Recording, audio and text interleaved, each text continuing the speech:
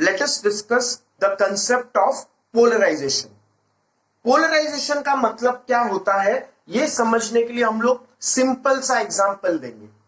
जैसे ये compass box में हम लोग को अगर स्केल डालना है, ये स्केल इस कंपास बॉक्स में हम लोग कैसे डालेंगे? तो क्या ये स्केल ऐसे पकड़ते हुए कंपास बॉक्स में अंदर जाएगा? नहीं.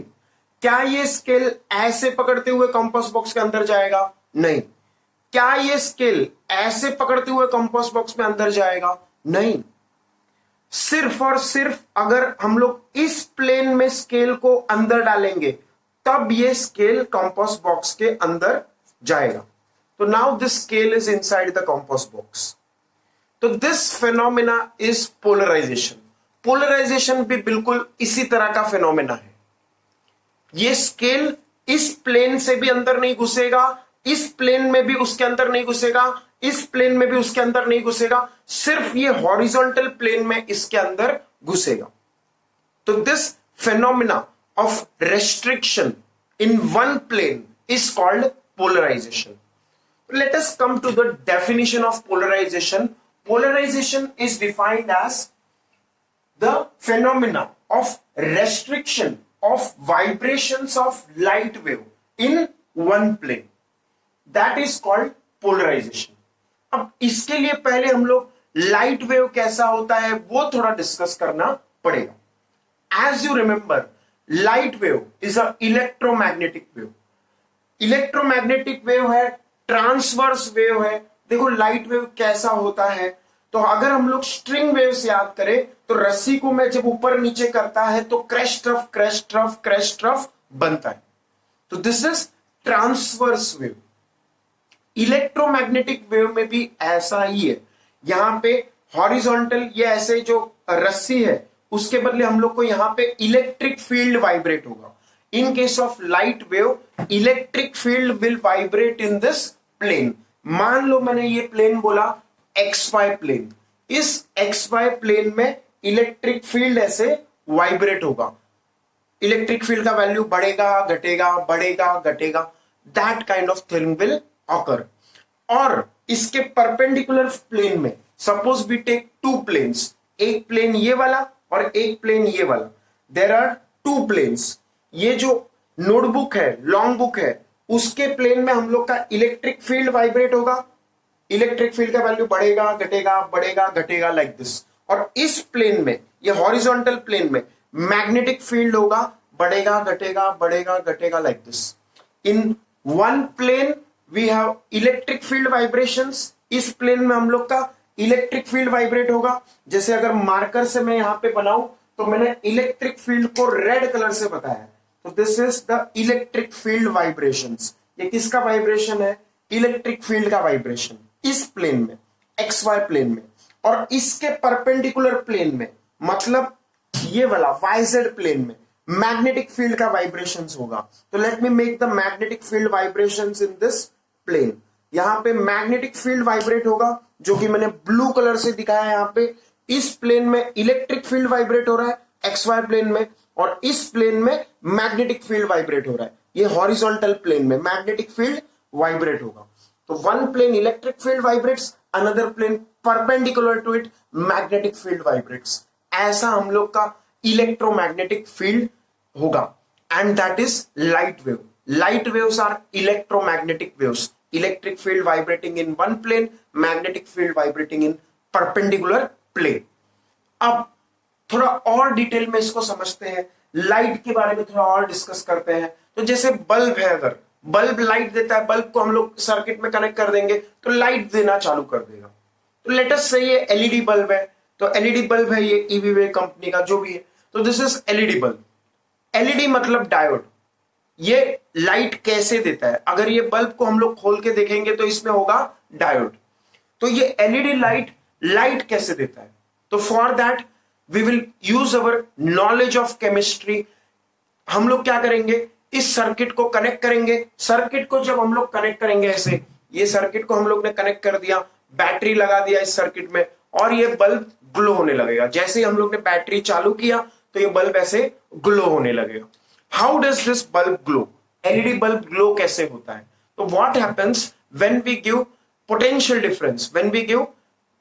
difference in the form of battery to this LED bulb, then क्या होगा, energy of the battery that is received by the electrons, और इलेक्ट्रॉन को जब एनर्जी मिलेगा तो it will take that energy and go into higher shell.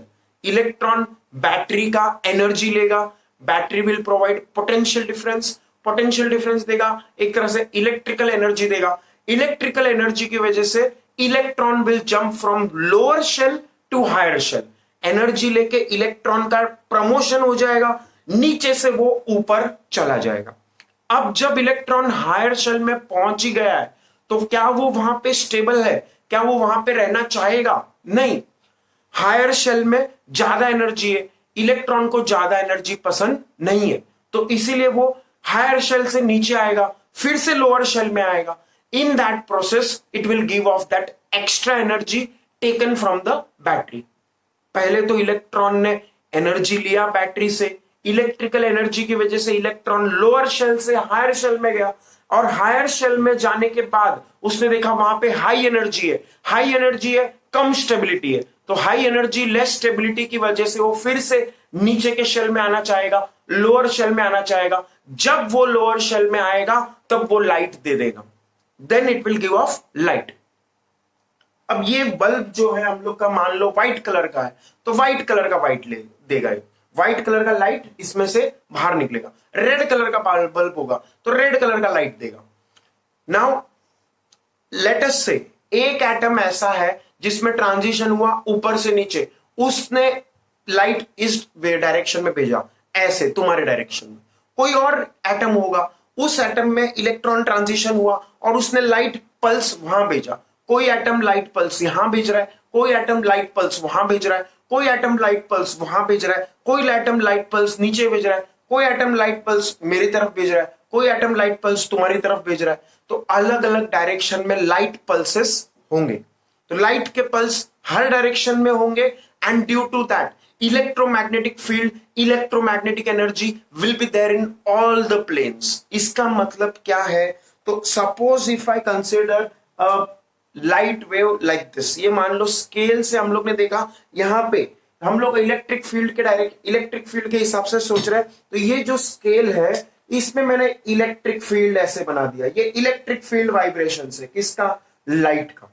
ये एक light pulse है, this is one light pulse. दूसरा लाइट पल्स है, उसमें भी इलेक्ट्रिक फील्ड लाइंस होगा, तो इलेक्ट्रिक फील्ड ऐसे, इसमें भी इलेक्ट्रिक फील्ड है, यहां पे वाइब्रेट हो रहा है, लेकिन ये अलग प्लेन में, एक इस प्लेन में वाइब्रेट हो रहा है, एक इस प्लेन में वाइब्रेट हो रहा है, दोनों का प्लेन अलग अलग है। कोई और भी रहेगा, कोई और रहेगा, उसमें इलेक्ट्रिक फील्ड लाइंस मान लो मैंने ऐसे बना दिया, ऐसे इधर इधर इधर इधर ऐसे, तो ये जो है इसका प्लेन कोई और तीसरा प्लेन होगा। कोई वाइब्रेशंस XY प्लेन में दे रहा है, कोई वाइब्रेशन YZ प्लेन में दे रहा है, कोई वाइब्रेशन और किसी प्लेन में दे रहा है, सब प्लेन में वाइब्रेशंस हैं।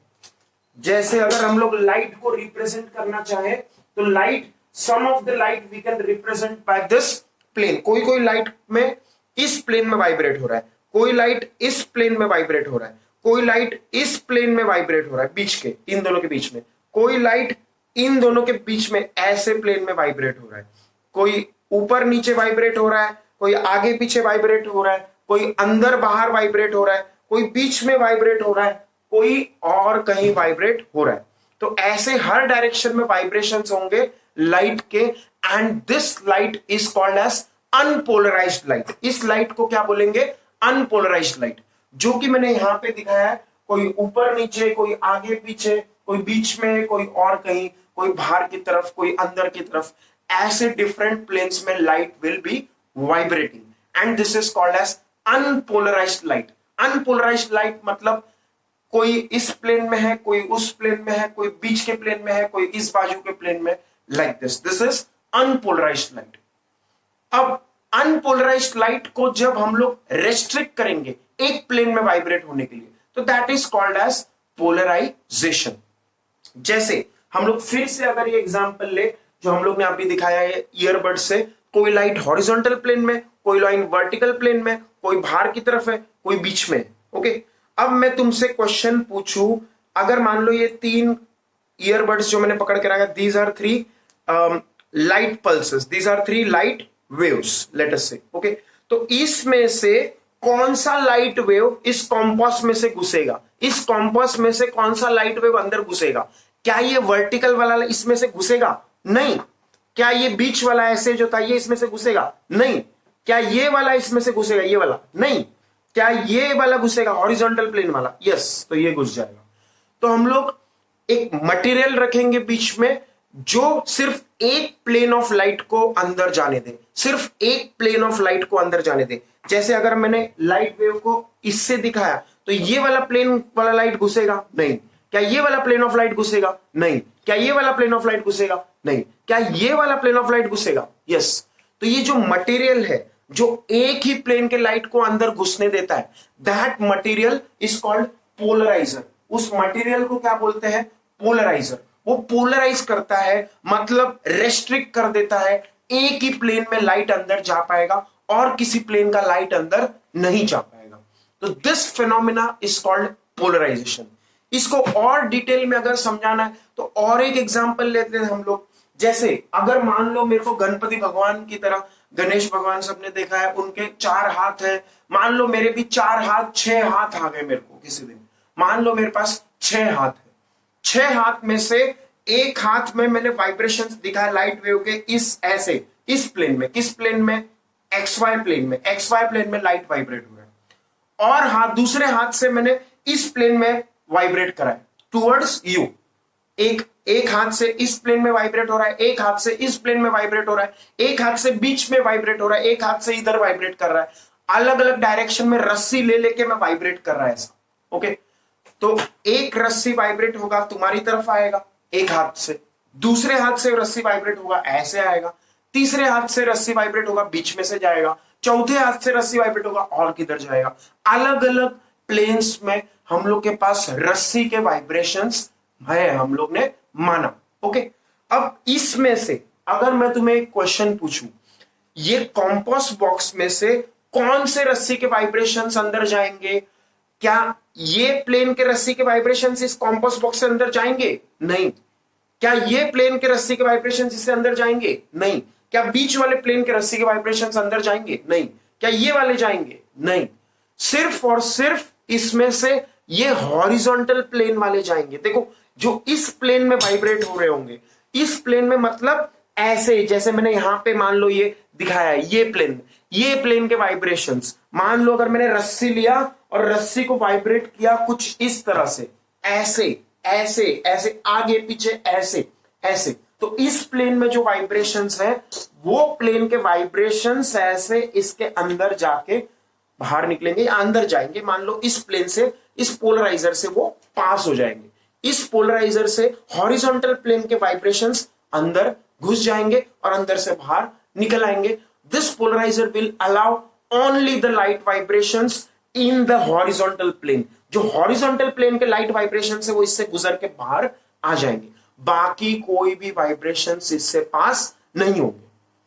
तो this material which will allow vibrations to pass only in one plane is called as polarizer। जैसे हम लोग एक फिर से दरवाजे का एग्जांपल लिया, मान लो एक दरवाजा है जिसमें हमारे पास वो होल है, यहाँ पे वो होल ऐसा है, ऐसे होल में से सिर्फ हॉरिजॉन्टल प्लेन के वाइब्रेशंस अंदर जाएंगे। तो दिस फिनोमिना इज पोलराइजेशन। जैसे लेटर बॉक्स हम लोग ने एग्जांपल लिया था पहले एक पोलराइजेशन का, मान लो एक दरवाजे में एक लेटर बॉक्स है, तो लेटर बॉक्स में से कौन सा लेटर अंदर से गुजरेगा? Only this plane, horizontal plane, बाकी कोई अंदर नहीं घुसेगा। लेटर को ऐसे डालो नहीं घुसेगा, लेटर को ऐसे डालो नहीं घुसेगा, ऐसे डालो नहीं घुसेगा, सिर्फ हॉरिजॉन्टल प्लेन से अंदर घुसेगा।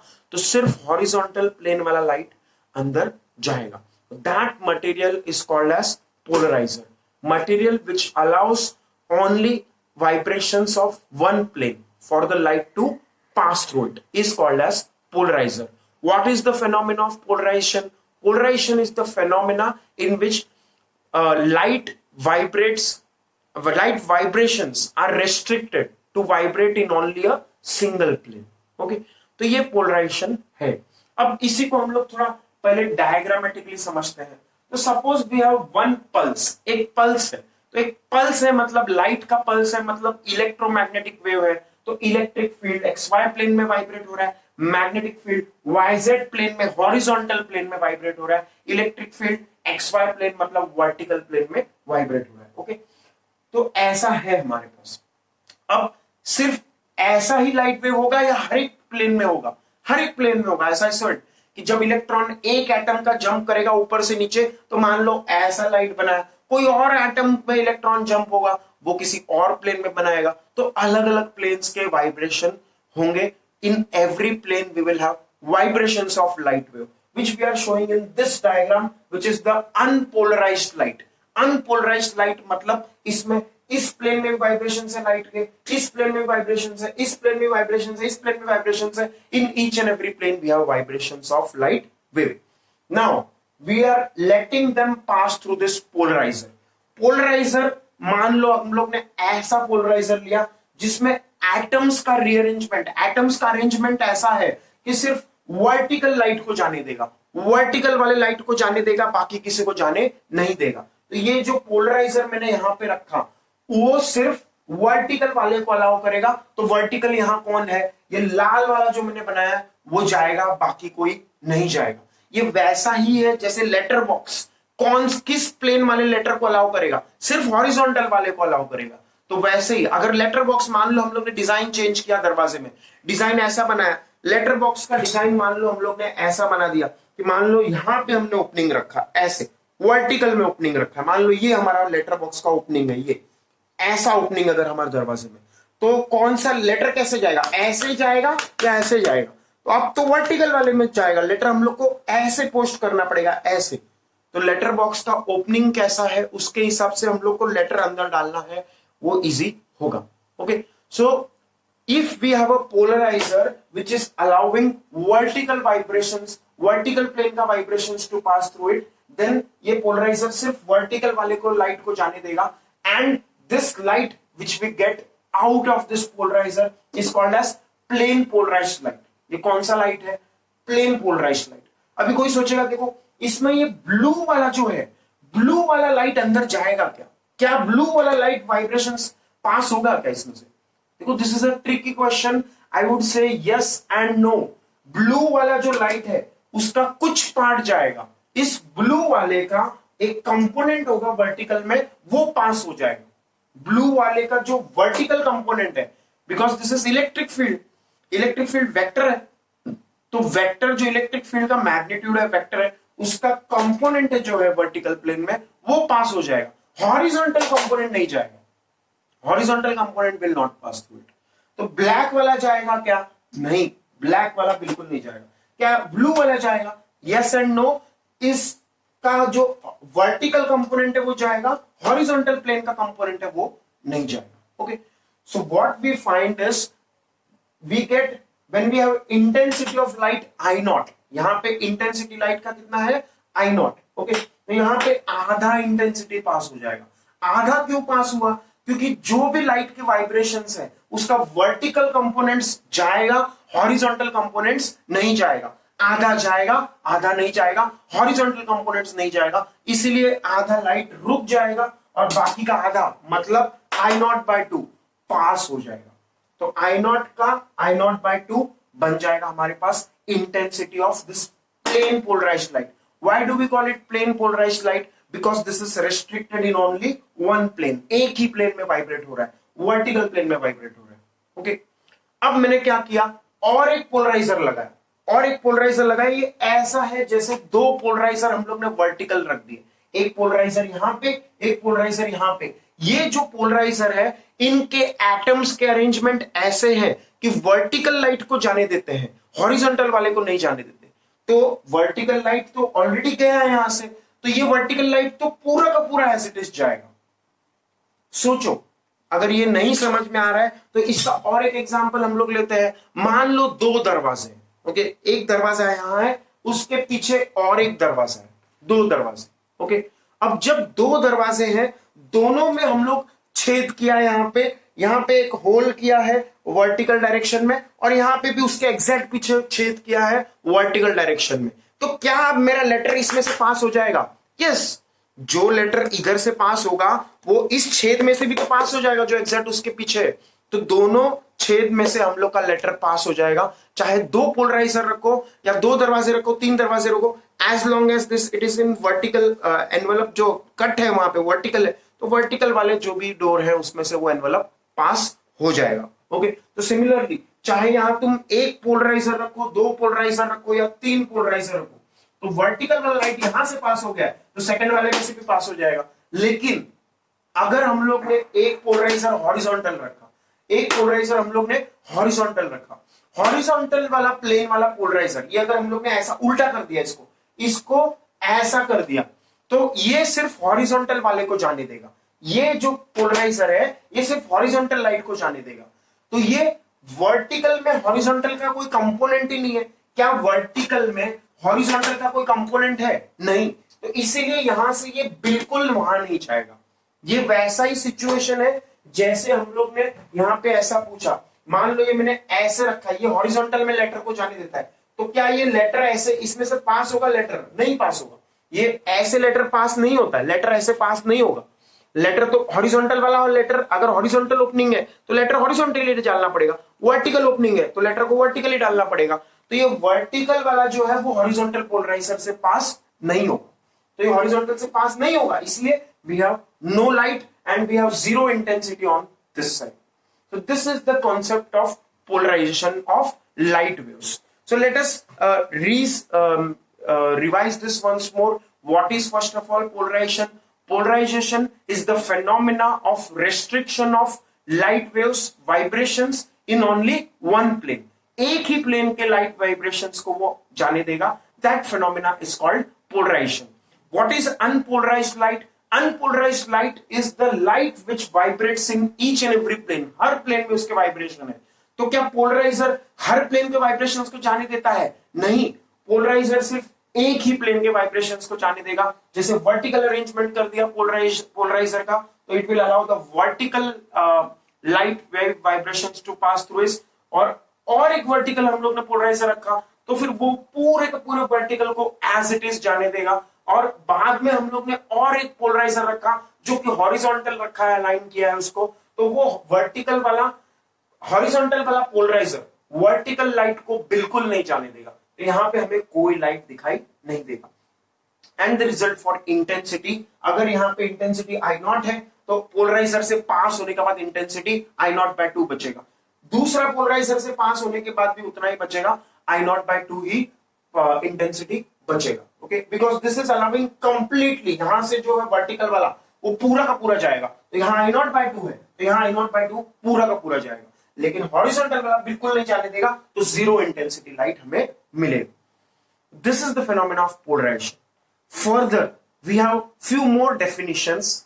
अ plane of vibration, as the name suggest, जिस प्लेन में लाइट वेव्स वाइब्रेट हो रहे हैं that is plane of vibration. जिस प्लेन में लाइट वेव्स वाइब्रेट हो रहे हैं that is plane of vibration. जैसे हम लोग के केस में अभी मैंने थोड़ी देर पहले बताया, लाइट वेव्स इस प्लेन में वाइब्रेट हो रही है XY प्लेन में, तो XY plane is the plane of vibration. जिसमें इलेक्ट्रिक फील्ड लाइंस वाइब्रेट हो रहे हैं दैट इज, ये देखो मैंने इलेक्ट्रिक फील्ड लाइंस बनाया लाल कलर में, यहां पे इलेक्ट्रिक फील्ड लाइंस, जिसमें इलेक्ट्रिक फील्ड लाइंस वाइब्रेट हो रहे हैं that is called as plane of vibration. तो देखो हम लोग ने बोर्ड पे बनाया यहाँ पे, तो बोर्ड पे हम लोग ने दो चीजें बनाई है। Electric field is in XY plane जो कि वर्टिकल प्लेन है, magnetic field is in the perpendicular plane जो कि हॉरिजॉन्टल प्लेन है। तो हम लोग प्लेन ऑफ वाइब्रेशन किसको बोलेंगे? तो we will call the XY plane, the plane in which electric field vector vibrates as the plane of vibration. The plane in which electric field vibrates is called as plane of vibration. Now हम लोग के case में ये है vertical plane, plane of vibration, इसमें electric field vibrate हो रहा है।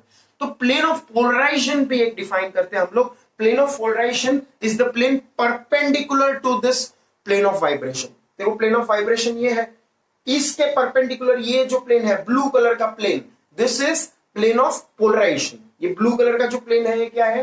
Plane of polarization. ये प्लेन ऑफ वाइब्रेशन जिसमें लाइट का इलेक्ट्रिक फील्ड वेक्टर वाइब्रेट हो रहा है, और ये मैग्नेटिक फील्ड जिसमें वाइब्रेट हो रहा है उसका perpendicular plane, this is called plane of polarization. इस प्लेन में मैग्नेटिक फील्ड वाइब्रेट हो रहा है। अगर मैं बना दूं ब्लू कलर से तो this is the magnetic field in blue colour, दिख रहा है। तो ये जो प्लेन है this is plane of polarization. और अच्छे से समझना है अगर तुम्हें तो और अच्छे से हम लोग ऐसे समझ सकते हैं, जैसे मैंने हाथ पे ऑलरेडी बनाया हुआ है, मेरे हाथ में मैंने इलेक्ट्रिक फील्ड वेक्टर बनाया है यहाँ पे, और इस हाथ में मैग्नेटिक फील्ड वेक्टर बनाया। तो जहां पे इलेक्ट्रिक फील्ड वाइब्रेट हो रहा है that is plane of vibration, जहां पे मैग्नेटिक फील्ड वाइब्रेट हो रहा है that is plane of polarization. The plane perpendicular to the plane of vibration is called as plane of polarization, this plane. Okay, तो ऐसा हमारा डेफिनेशन है। फिर लॉ ऑफ मालूस देख लेते हैं हम लोग। Malus is the name of scientist, ये मल्लू लोगों का नहीं है। तो what do we have law of Malus as? तो देखो हम लोग ने एक प्लेन पोलराइज्ड लाइट लिया, जैसे मान लो ये पोलराइजर 1 से, फर्स्ट पोलराइजर से या सेकंड पोलराइजर से हम लोग को ये लाइट मिला, ये ले लो कुछ फर्क नहीं पड़ेगा। इसका इंटेंसिटी कितना है? I0/2। ओके, तो ये प्लेन पोलराइज्ड लाइट ले लो, प्लेन पोलराइज्ड लाइट का कुछ तो इंटेंसिटी होगा, I0/2 है, बट मैंने इसको क्या बोल दिया? I0 बोल दिया। I0/2 है क्योंकि वो ओरिजिनल I0 माना था, तो ये I0/2 हो गया। तो यहाँ पे I0/2 लिखना चाहिए, तो I0/2 लिखेंगे तो भी कोई फर्क नहीं पड़ेगा। इसको मैंने ओरिजिनल इंटेंसिटी माना, जो I0/2 है उसको मैंने ओरिजिनल इंटेंसिटी माना है I0। ओरिजिनल मतलब जैसे एग्जांपल के लिए अगर तुम्हें नहीं समझ में आ रहा है तो हम लोग इसको I0/2 ही लिख देते हैं। अगर इसको I0/2 लिखा तो भी कोई फर्क नहीं पड़ेगा रिजल्ट में, we will see it. But for now let us assume that the intensity of this plane polarised light is I0। Okay, तो I0 इंटेंसिटी है। जैसे मान लो ये अगर 100 इंटेंसिटी था, ओरिजिनल इंटेंसिटी इसका 100 है, तो इसका 50% है, तो 50 इंटेंसिटी है। तो ये जो होगा हमारा ये 50 वाला होगा। ओके, और 50 वाले को मैंने I0 बोल दिया, तो इसको मैंने बोल दिया I0 ओरिजिनल इंटेंसिटी। ओके, तो I0 है। अब हम लोग ने पोलराइजर को कैसे रखा है? तो पोलराइजर जो हम लोग स्केल से यहाँ पे दिखा रहे थे, तो this is the polarizer. Polarizer को वर्टिकल रखा था, यहाँ पे हॉरिजॉन्टल रखा है, यहाँ पे वर्टिकल भी नहीं रखा, हॉरिजॉन्टल भी नहीं रखा, टेढ़ा रखा है। पोलराइजर को हम लोग ने टेढ़ा रख दिया। ओके, तो ये तो टेढ़े वाले लाइट वेव्स को जाने देगा, बट टेढ़ा वाला तो कोई है ही नहीं यहाँ पे। बट टेढ़ा वाला है, क्यों? क्योंकि इसका कंपोनेंट टेढ़े डायरेक्शन में रहेगा, इसका कंपोनेंट टेढ़े डायरेक्शन में कुछ ना कुछ रहेगा। अगर इसका इंटेंसिटी E0 है तो E0 का कंपोनेंट थीटा एंगल में कितना होगा? अगर इसका इंटेंसिटी हम लोग ने माना E0, वर्टिकल प्लेन मानेगा, तो ये थीटा एंगल पे इंटेंसिटी कितना जाएगा? E0 cos थीटा जाएगा कि नहीं? E0 cos theta. ओके, तो इसीलिए मैंने यहाँ पे लिखा है अगर इंटेंसिटी E0 है तो यहाँ पे पास हो रहा है E0 cos theta, component of this E0 at the angle theta which is E0 cos theta. अब intensity is proportional to square of amplitude, ये तो पता है, हम लोग ने पिछले साउंड वेव्स में भी ये देखा था, स्ट्रिंग वेव्स में भी देखा था, वो रिजल्ट लाइट वेव्स में भी वैलिड होता है। Intensity is proportional to square of amplitude, तो E0 square cos square theta के प्रोपोर्शनल होगा इंटेंसिटी। तो E0 स्क्वायर को मैंने लिख दिया I0 और cos स्क्वायर थीटा को मैंने एज इट इज लिख दिया, तो हमारा रिजल्ट आया intensity after passing through this टेढ़ा वाला polariser is I0 cos square theta. तो this is law of Malus. तो हम लोग को ये याद रखना है, लॉ ऑफ मालूस। जब हम लोग का पोलराइजर थोड़ा सा टेढ़ा रहे तो उसका cos स्क्वायर कंपोनेंट इंटेंसिटी का पास होगा। इलेक्ट्रिक फील्ड के टर्म्स में देखें तो इलेक्ट्रिक फील्ड E0 है तो उसका कंपोनेंट E0 cos थीटा पास होगा। इंटेंसिटी के टर्म्स में देखना है तो intensity is proportional to square of amplitude, तो यहाँ पे इंटेंसिटी E0 स्क्वायर के प्रोपोर्शनल था, यहाँ पे intensity E0 square cos square theta के प्रोपोर्शनल होगा। इसीलिए अगर इसको I0 बोला तो ये I0 cos स्क्वायर थीटा होगा। तो this result we have to remember, I is equal to I0 cos square theta. So these are the results which we have to remember in polarization. After this we will see the applications of polarization. Application of polarization, जैसे हम लोग 3D movie देखते हैं तो 3D movie कैसे shooting करते हैं, फिर 3D मूवी में हम लोग गॉगल्स डाल के जो बैठते हैं, अगर तुमने देखा रहेगा कि वो 3D गॉगल हम लोग नहीं डाले तो उस केस में हम लोग को 3D में वो पिक्चर दिखाई नहीं देगा, वो फिर धुंधला धुंधला सा दिखाई देगा, ब्लर्ड दिखाई देगा। तो if we want to see the 3D movie in actual 3D, तो कैसे उसका शूटिंग करना है, तो for that we will use the concept of polarization. That 3D cameras जो रहेंगे शूटिंग के, उसमें भी हम लोग के पास पोलराइजिंग ग्लास रहेगा, और जो हम लोग को पोलराइजिंग ग्लास पहनते हैं, 3D गॉगल पहनते हैं, उसमें भी हमारे पास पोलराइजिंग ग्लास रहेगा. That is the thing which we will see after